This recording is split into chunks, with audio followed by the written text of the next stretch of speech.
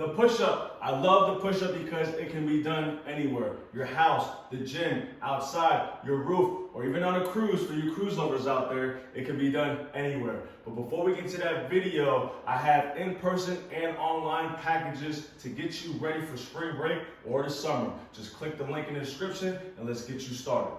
So, the push-up. Your prime mover is going to be your pectoralis major, some interior delt, and your helper, your synergist, will be your triceps. So starting position, I love the elevated plank. Stack your wrists over your shoulders, nice and tight. As we go down, keep the elbows tucked in, and we're going to push up. All right? So I know a lot of us, we see this T push-up. I'll show you real quick. There's nothing wrong with that push-up. However, we want to protect our shoulders. One cue I love to give my clients is, what do you do when you have to push something away? We tend to do this naturally because we're a lot stronger and more powerful here. So I want you to put yourself in that position for the push-up. But if you can't do your traditional push-up, it's all right. We have options. We can do elevated push-up here on a bench. We can use a plyo box.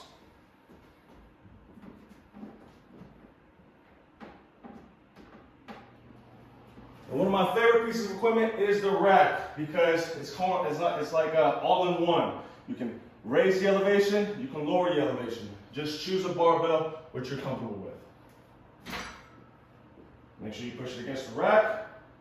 That was nice and tight. You can still do push-ups here. And one of my favorites is going to be your old school push-up bars. Very inexpensive. You can find these anywhere. And one thing I love about them is you can change your grip position or your hand position. And the elevation just a little bit. So, what happens if you don't have access to this equipment? All right, we can still get some work done in our house. Kitchen countertop. All right, that's probably going to be your highest elevation for your push-up. So you can start there. Another option if you have a chair, maybe a bench if you have that piece of furniture.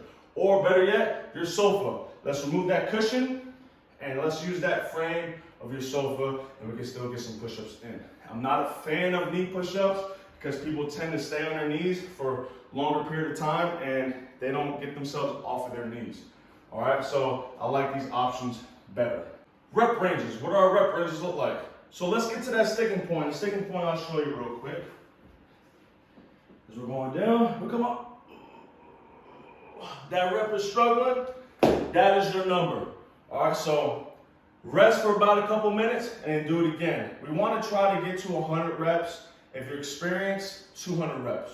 All right, but whatever that top number is, if it's 10, 20, 30, 40, it doesn't matter. Stick in that rep range. All right, so we'll do this every day for a week, getting at 100.